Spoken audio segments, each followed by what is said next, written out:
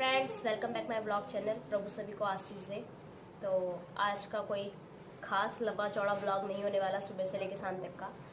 तो ये ब्लॉग भी क्या, ये मेरा खुद का इंट्रोडक्शन देने वाली हूँ मैं भी, कि मैं निशा क्यों हूँ, किरण से कैसे हूँ, इस सब बातों का मैं आपको इसमें जवाब दूँगी।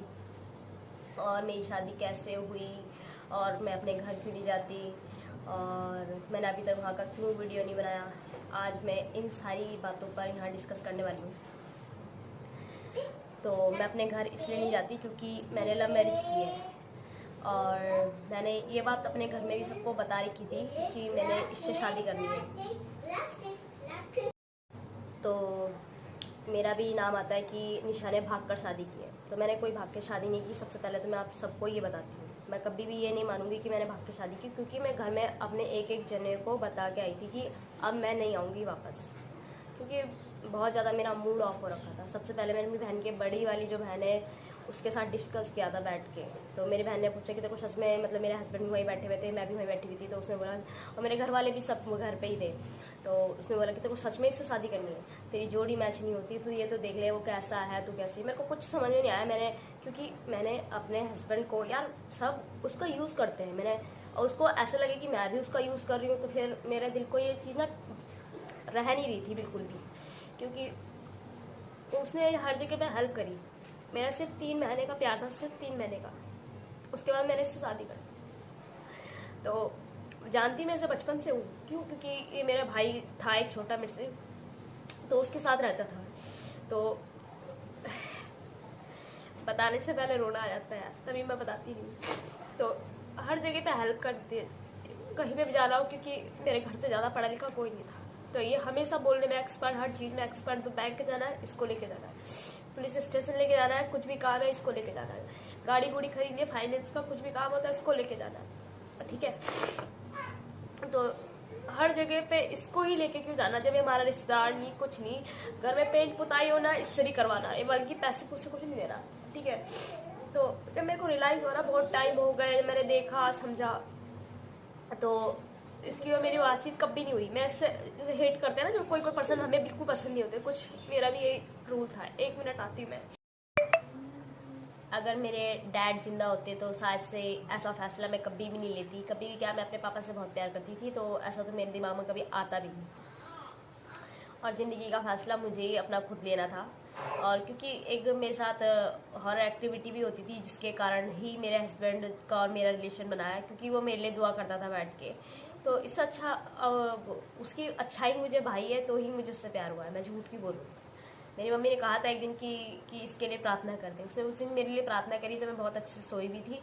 तो मेरे मन में एक फीलिंग्स आई, पता नहीं कहाँ से, मेरे हस्बैंड के लिए। बस वहीं से मेरा थोड़ा सा प्यार वाला किस्सा भी स्टार्ट हुआ। मुझे उसके साथ सेफ फील होने लग गया था। जैसा होता है ना कि इंसान जब किसी के साथ रहता है तो रहता है कि ये मेरे लिए कुछ कर सकता है, मैं सेफ हूँ। मेरे को कभी भी मेरे हस्बैंड, मैंने अपने ब्लॉग में कहा भी था, अगर ये चाहे तो मैं इसकी वाइफ बनूँ, अगर ना चाहे तो ना बनूँ, सिर्फ इसी रीज़न की वजह से। क्योंकि जिसके साथ हॉरर एक्टिविटी रहती है ना, वो इंसान लगता है, लोगों को लगता है कि मेंटलिटी है, तो ऐसा कुछ भी नहीं होता था। क्योंकि जब मेरे साथ ऐसा होता था तो मैंने उस जो भी प्रेत था, तो मैं उससे बातें भी करती थी। आप भी कहोगे कि यार तुम्हारी मानसिक दिमागी तौर से, ऐसा कुछ भी नहीं है, लेकिन तुम ये रियलाइज़ नहीं करोगे। मेरी आंख बंद होते ही साथ ना वो मेरे पैर पकड़ के मुझे ऐसे करके ज़मीन के ऐसे खींचेड़ता वाले जा रहा था।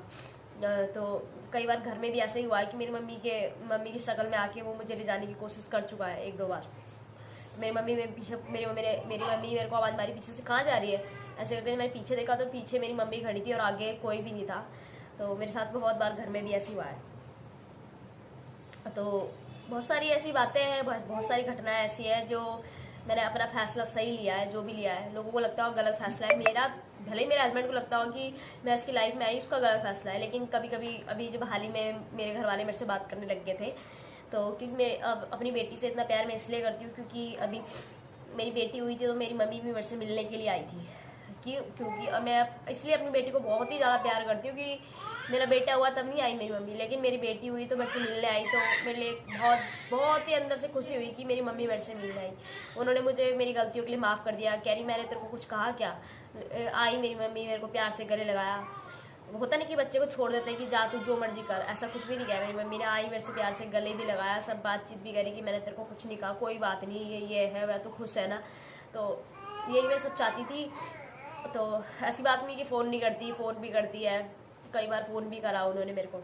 और गलती मैं अपनी बताती हूँ, ठीक है, मैं कभी भी खुद से फ़ोन नहीं करती उनको, पहली बात, ठीक है, क्योंकि मैं अपने हस्बैंड को हर्ट नहीं करना चाहती, क्योंकि उसने मेरे से वादा लिया है कि तू एक दिन के लिए भी रह के आ जा, कोई दिक्कत नहीं है मुझे, पर वो तो चाहते कि शाम तक घर लौट के आ जाऊँ।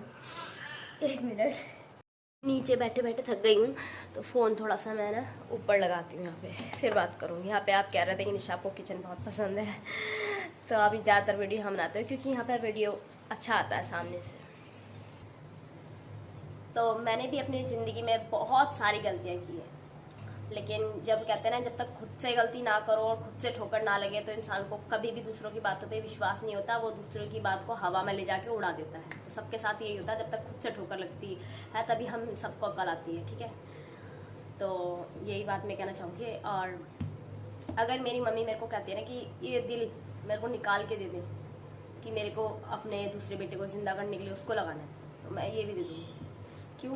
क्योंकि मुझे अपनी गलतियों का रियलाइज़ हो रखा है। तो ये शरीर मेरे को उन्होंने ही दे रखा है, मुझे अब कोई फ़र्क नहीं पड़ता। माना कि मेरे बच्चे हो रखे, कोई बात नहीं, लेकिन ये मैं चाहूँगी कि मेरे बच्चे ना जब वो 12 या 13 साल के हों, 13 साल के हों, तो मेरी लड़की भी बहुत समझदार हो जाए, मेरा बेटा भी बहुत समझदार हो जाए। मैं कुछ नहीं मांगती अपने बच्चों के लिए, धन दौलत कुछ नहीं, सिर्फ मैं कहती हूँ कि उनको यहाँ से विकसित कर देना परमेश्वर।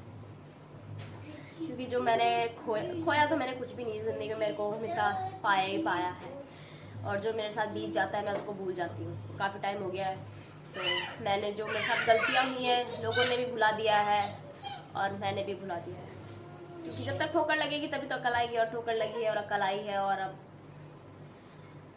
बट एक चीज़ ज़िंदगी में समझ आए कि माँ बाप का प्यार क्या चीज़ होती है, वो तो मुझे ठोकर लगने के बाद ही समझ में आई है। सच्ची मैं अपनी मम्मी को यही कहती हूँ कि मुझे अब रियलाइज़ होता है कि मैंने क्या किया है। मम्मी कहती है यही जीवन है, जो गलती मैंने की है वो आप कभी मत करना। मैंने अपना घर जो था गुस्से में छोड़ा था, ठीक है। प्यार व्यार मैं जिससे करती तो मैं उससे करती रहती, हमेशा बात करती रहती। मेरे लिए प्यार ये नहीं है कि किसी के साथ शादी करके बच्चे पैदा करने जैसा मेरे जीवन में वो प्यार नहीं रहता। प्यार एक फीलिंग होती है जो दूसरे की केयर करने को दर्शाती है। हम कितना प्यार किसी से कर सकते हैं, उसको क्या दे सकते हैं, उसके साथ कैसे रह सकते हैं, उसको कैसे हम खुश कर सकते हैं, मेरे लिए ये प्यार है। और ये प्यार तो मेरे को किसी से भी हो सकता है, कभी भी हो सकता है, क्योंकि मैंने जैसे लोगों को, बहुत गरीब लोगों को देखती हूँ, हमारे यहाँ इतना सारा मतलब जो मेरे हस्बैंड गाड़ी गुड़ी का जो ठीक कराते हैं उसके चेन चून पड़े रहते हैं घर में, तो कोई मांगने वाला आता है, ऐसे बच्चे छोटे छोटे कवाड़ा बीन रहे होते हैं, तो मैं उठा के वो भी दे देती हूँ कि चल इससे इसके 2 पैसे का फायदा हो जाएगा। मेरे लिए वो भी एक प्यार है अलग तरीके का। लोग सोचते हैं ना कि बेच देंगे हम पे थोड़ा सा पैसा देंगे, पर मैं ऐसा नहीं सोचती। मैं सोचती हूँ कि ये इसके लिए ऐसा रहेगा कि मेरे को मिल गया, अब इसके जितने भी पैसे मिलेंगे वो सिर्फ उसके होंगे, तो मैं उनको ऐसे दे देती हूँ उठा के। मेरे हस्बैंड काफ़ी बार मुझे समझाते भी हैं कि जो ईश्वर हमको देता है वो सिर्फ हमारे लिए देता है, क्योंकि वो सबको देखता है तो उसको देने का सबको हक है। तो मैंने बोला ईश्वर हर जगह खुद तो आ नहीं सकता बार बार, तो ये ऐसा तो कर ही सकता है ईश्वर कि इस बंदे को यहाँ पे देता हूँ तो ये इसकी मदद कर सकता है। तो मैं भी अपने आप को कुछ ऐसा समझती हूँ कि मेरे को इसके लिए, इस मदद के लिए बनाया गया है, तो मैं उसकी मदद कर देती हूँ। मैं ये सोच के करती हूँ। भगोड़ा उसे बोलते हैं जो चुपचाप से अपना बोरिया बिस्तर बांधा, अपना सब चीज़ रखा और क्या बोलते हैं किसी को बिना बताया और भाग गया, उसको बोलते हैं भागना, कि भाई चोर की तरह भाग के निकल गया। लेकिन मैंने ज़िंदगी में ऐसी कोई चोरी नहीं की। और एक बात आज मैं आपको बताती हूँ, मेरे को सबसे बड़ा दुख सिर्फ इस बात का है कि मैं लड़की की हूँ। मैं सच कहती हूँ, लड़कियों की तकलीफ बहुत ज़्यादा है लड़कों से। मैं एक लड़की हो गया ना, मैं थक गई हूँ, मैं लड़की की हूँ, मुझे भगवान लड़की मत बनाना कभी भी। सच्ची मैंने कभी ना खुद को लड़कों से मतलब ऐसा नहीं कि मतलब लड़का लड़की को अलग समझाओ, मैं खुद को जैसे लड़का होता है मैं सेम वैसे समझती हूँ। पर मैंने एक चीज़ ये देखा है, लड़कियों को सब ये सकते कि लड़की ने नाक कटा दी, लड़की ने ऐसा कर दिया। क्यों यार, क्यों? जब तुम अपने लड़के को फैसला दे रहे हो कि तू ऐसा कर सकता, तो लड़की को क्यों दे रहे हो? बस दोनों सही होने चाहिए, फैसला तुम देख के जज कर लो कि हाँ ठीक होगा नहीं होगा। और एक बार समझाओ तो समझ में आता है, तो एक बार क्या 2 बार समझाओ, समझ में आता है तो ठीक है, नहीं समझ में आता तो उनको अपनी मन की करने दो। जब ठोकर लगेगी तो ही अकल आती है, वरना अकल आ ही नहीं सकती। क्योंकि मैंने भी MA करने के बाद भी जब बंदा इतनी बड़ी गलती कर सकता है तो कहाँ है उसकी अकल? एक ढेली की अकल नहीं है मुझे तो। लेकिन ठोकर खाई जिंदगी में तो अकल भी है। जब मैं अपना घर छोड़ के आ रही थी बहुत गुस्सा थी, क्योंकि गुस्सा भी देखो तो क्या बात पे थी कि मेरी मम्मी ना मेरे से बात नहीं कर रही थी। अगर उन्होंने खाना मेरे को हमेशा अपने हाथ से खिलाया, गले से लगाया, हमेशा प्यार करती थी, पर उन्होंने खाना मेरी बहन के हाथ भेजा, ठीक है। और गुस्सा आया तो आया, और गुस्सा आया। अपनी बहन को भी कहा मैंने, मैं जा रही हूँ घर छोड़ के, ठीक है, उसको भी कहा। फिर मेरे से बड़ी मतलब मेरे शादी हो रही थी, 2 भाई और है मेरे बड़े बड़े, उनको भी कहा, उनकी मतलब वाइफ से कहा कि अब नहीं आऊँगी मैं घर। बड़ी वाली भाभी से कहा कि अब नहीं आऊँगी घर। फिर घर से एक कदम बाहर निकाला और मैंने कहा, पीछे मुड़ के देखा, मैं अब घर तेरे पास ही नहीं आऊँगी। और कसम से मैं गई हूँ। जो एक बार पता नहीं मेरी बहन आई बड़ी वाली, उसने मेरे को बहुत समझाया कि कुछ नहीं होता है ऐसा, कोई बात नहीं, कर दी तूने गलती, कोई बात नहीं, घर आ जा। गई मैं, उसे समझाया, वो गई समझा के, रात को ही पहुंच गई मैं घर। और घर पहुंचने के बाद मेरी मम्मी कहती है अबे इतनी रात को क्यों आई, आना था तो सुबह आती। यार क्या करूँ, तो माफ़ी मांगी, गले लगा। प्यार बहुत करती मैं अपनी माँ से, सच्ची। मेरे हस्बैंड को इस बात का डर है कि अगर अपनी मम्मी के पास चली गई कहीं मुझे ना छोड़ के चले जाए, इस बात का डर मेरे हस्बैंड के दिल में हमेशा रहता है। नहीं जाऊँगी रे तेरे को छोड़कर, तूने मेरे लिए बहुत कुछ किया ज़िंदगी में। बहुत कुछ किया, बहुत ज़्यादा ही करा है। कोई किसी का हस्बैंड भी नहीं करता इतना कुछ, क्योंकि स्पेशली बात कुछ में हंसने वाला होता तो लगाती। मेरे हस्बैंड ने मेरा दिल भी बहुत दुखाया, इतना दुखाया, दिल तो करता था एक चाटा मारो खींच के। वो पता है क्या कहता है, मैं तेरा चाटा भी खा लूँगा पर तू मुझे छोड़ के मत जाइयो।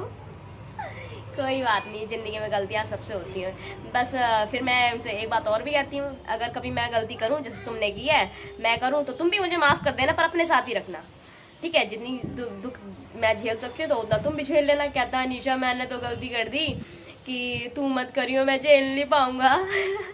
तो मैं सबसे ज़्यादा प्यार पहले ऊपर वाले से करती हूँ, फिर खुद से करती हूँ, और फिर अपने मम्मी से करती हूँ, फिर अपने पति से करती हूँ, और फिर उसके बाद अपने बच्चों से करती हूँ। आज मैंने सच बोला है। मेरी मम्मी ना मेरे हस्बैंड से बस इस बात से नाराज़ होती है कि अब तुम किसी के घर से उसकी कीमती चीज़ लेके आ जाओगे तो दुख तो हो गई ना। तो मेरी मम्मी के लिए भी मैं बहुत ज़्यादा कीमती थी। जैसे सबके माँ बाप बोलते हैं कि दूसरे घर जाना है कि खाना पका ले, ऐसे करके खाना मतलब बना ले, कि सीख ले कुछ, तो मेरी मम्मी ने कभी मेरे को ऐसे नहीं कहा। बाई चांस मैं किचन में खड़े होकर प्याज काट रही होती थी और मेरी गलती से एक आंसू भी गिर जाता था तो मेरी मम्मी मुझे कमरे में निकल तू यहाँ से निकल, मैं खुद कर लूँगी, कोई ज़रूरत नहीं है तेरे को करने की। तो मतलब प्याज काटती हूँ ना कभी कभी तो बहुत ये वाली बात याद आती है कि मेरी मम्मी ने मेरे को एक प्याज तक नहीं काटने दिया, छोका तो बहुत दूर की बात है, वो तक नहीं लगाने दिया, और मैंने कुछ ऐसा कर दिया ज़िंदगी में। उसके बाद भी उन्होंने देखो इतना बड़ा दिल मेरी माँ का, उन्होंने इतनी किसी ने नहीं करी होगी, इतनी बड़ी गलती करने के बाद मुझे फिर भी माफ़ कर दिया। बहुत बड़ा दिल है मेरी माँ का। मुझे ज़िंदगी में उनके लिए कुछ करने का मौका मिलेगा तो मैं गवाऊँगी नहीं, मैं करूँगी ज़रूर उनके लिए। वो कुछ भी बोले चाहेंगे मेरे लिए, वो कुछ भी बोलेंगे ना मैं वो कर दूँगी, वो चाहे फिर वो अच्छा हो चाहे वो गलत हो, मैं कर दूँगी, हकीकत है। इसी बात से डरते हैं मेरे हस्बैंड। मैं कहाँ पर लेटी हुई हूँ ना, मुझे कुछ याद आ रहा है कि यहाँ इसके नीचे ना छिपकली भी है, तो मुझे खड़े हो जाना चाहिए थोड़ा सा। और भी मेरी लाइफ की बहुत सारी बातें जो मेरी ससुराल से भी रिलेटेड हैं, वो भी मैं अगले नेक्स्ट व्लॉग में बताऊंगी, और आप बहुत हंसने वाले हो नेक्स्ट व्लॉग में, क्योंकि मैं अब खाने के बारे में बताऊंगी कि मैं यहाँ पे आई तो मेरे साथ क्या क्या गड़बड़ हुई है।